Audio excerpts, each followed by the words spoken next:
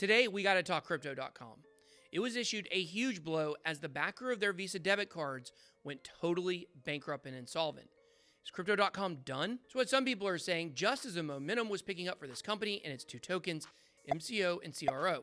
Today, we're going to give you the full story and what you can expect going forward from this giant in the space, and whether or not it's still a good investment. Let's get it.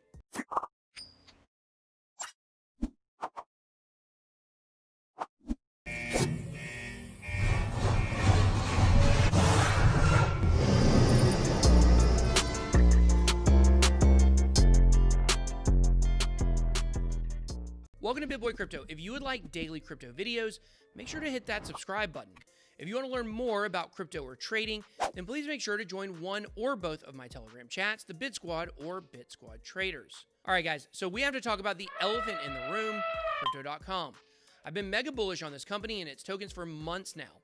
A story out today has a lot of people second-guessing their involvement with this company. I'm going to break down the whole story for you today and give you my opinion on the matter. And more importantly, I'm going to tell you whether or not I'm going to continue promoting Crypto.com and investing in their tokens.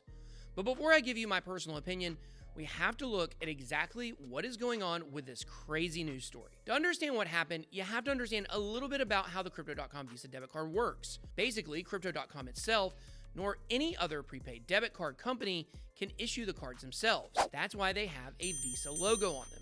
A payment processor that works directly with Visa has to act as a proxy between Crypto.com's card and, of course, the much larger business of Visa debit cards in general. The company that issued the cards on behalf of Crypto.com and processed their payments was Wirecard. If you didn't hear the news, Wirecard has gone insolvent after it was announced there was $2.1 billion missing from their books. Wirecard's actually a German payment processor, so it was technically 1.9 billion euros that were physically missing. The long and short of the reason for the insolvency was that this was a highly complex fraud. The true details of exactly what occurred here are fuzzy at the moment, but they will come into focus throughout the investigation that is coming. But you can just think about it basically as a Ponzi scheme. And of course, in the world of crypto, we know all about Ponzi schemes. It's just unfortunate that Crypto.com has been caught up in all of this because it really has nothing to do with them, as you will see in a few moments. This is the case of a credit card processor in the traditional finance world running an elaborate fraudulent scheme and eventually getting caught. Wirecard is a publicly traded company on the German stock exchange. Wow. But what actually happened was that there was a lot of money flowing in and out of the company, but executives at Wirecard were skimming off the top and eventually were exposed. In a lot of Ponzi schemes, the scammers get exposed because the bubble pops. Ponzi schemes are very good at covering their tracks until they can no longer make payments out. This instance was a little bit different because Wirecard was actually still able to make their payments, but they were outed by their auditors. There was a sign of this back in 2019 when one senior executive at Wirecard was accused of falsifying accounts and money laundering in Asia. So you may be thinking, why did Crypto.com keep working with them? Well, at the time, it seemed like there was an adequate defense. Wirecard launched a lawsuit against the publication Financial Times and the writer of the article that made the accusations, Dan McCrum. To common people, it seems like someone launching a lawsuit against an entity like this would mean that those people are innocent. But in the crazy world of the elites, one way to defend your reputation is to try to bring down those who expose the truth of your wrongdoing, to make the elite seem innocent and the publication seem guilty. Looking back now, it was very obvious that this was the case. There's little doubt at this point, senior executives, including the CEO, Markus Braun, were running a highly sophisticated scam. After this story broke, Wirecard filed for insolvency. Earlier this month, their office was raided by police investigators. This week, CEO Markus Braun was arrested himself, and many more arrests are likely coming down the pipelines. So the auditor for Wirecard who discovered the scheme was Ernst & Young, known as probably the most reputable and notable accounting firm in the world. The abbreviation EY is a subsidiary of Ernst & Young, which were the accountants who ran the book for Wirecard for years.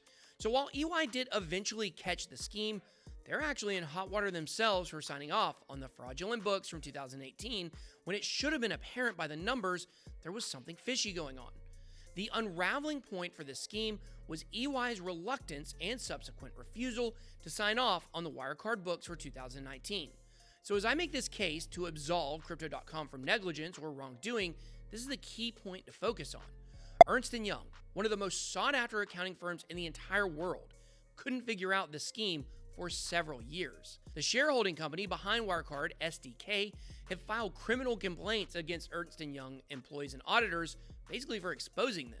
Of course, this was the exact same strategy we saw from SDK when they were exposed by the Financial Times.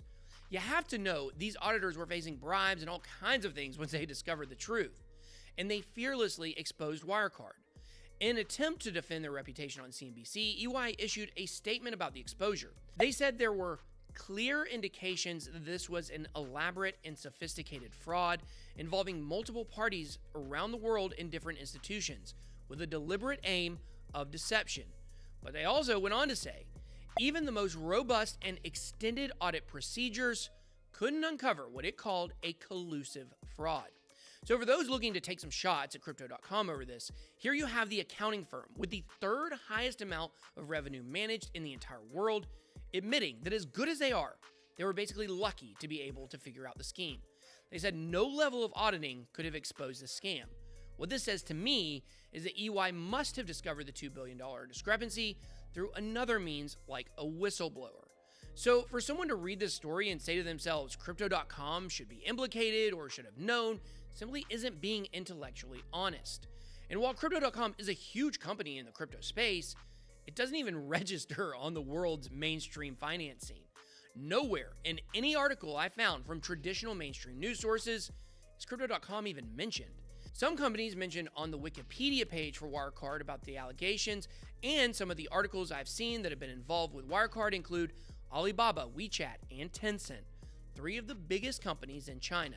The only other company I had heard of that was mentioned was The Body Shop, because I used to sell shoes in the mall when I was 18, so I know my mall stores. None of these companies saw this coming either. Now, in the crypto world, of course, this is a big story.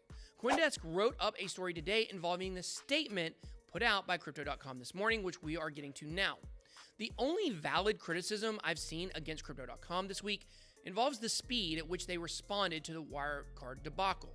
I think that this is a valid complaint from people. They could have been a little more proactive with giving customers a heads up, but I would probably say there are extenuating circumstances going on behind the scenes that might have prevented them from being able to speak up. We are talking about a huge debacle here, and sometimes it's better to be slow to speak than quick to say something dumb or wrong. But I get the criticism. However, today Crypto.com finally issued a statement as their hand was forced with some of the news leaking about their UK and Europe cards getting put on hold.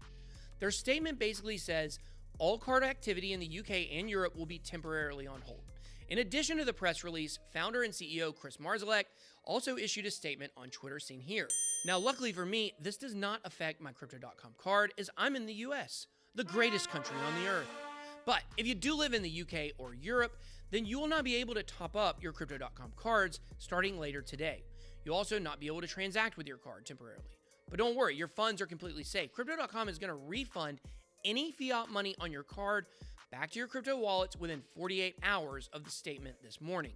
In addition, there is some good news for UK and Europe holders, as the company believes that switching to a new vendor and payment processor provider is going to be quick and easy. How quick? Well, we just don't know that.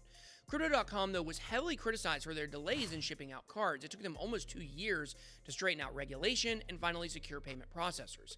In the case of Europe, this was Wirecard. So the indication here is that the hardest part of the process in getting the cards out was lining up the regulation and the company they were going to use. But now that all of the regulation concerns are out of the way, it should be extremely easy to get a new provider. I mean, Crypto.com is doing a lot of business, so I'm sure a company will jump at the opportunity to work with them. Now, in regard to their tokens, CRO has not taken a significant hit. If you watched my video last week on MCO versus CRO, this event kind of backs up why I prefer CRO. It doesn't have a ton to do with the debit cards. If you want to check that video out, you can do that by clicking above. However, MCO holders are certainly feeling the squeeze today, as it is now down 6.6% and has dropped to almost 90 on CMC. In my opinion, while I'm a huge fan of the card and use it exclusively as my card for everything in my regular day life, to me, the best feature of Crypto.com right now is CRO staking, where you get 18% back annually. I expect CRO to continue its move upwards. I do expect MCO to bounce back as people are overreacting to this news right now. But this does shed some light on my preference to CRO over MCO. Now, if you live in the States and you want a Crypto.com card, you can certainly do that and still use it by visiting mcocard.bitboy.live. Use the code BitBoy to get $50 for free. If you live in Europe, I would suggest waiting until all this is straightened out. But this event has nothing to do with Crypto.com as a company or crypto project.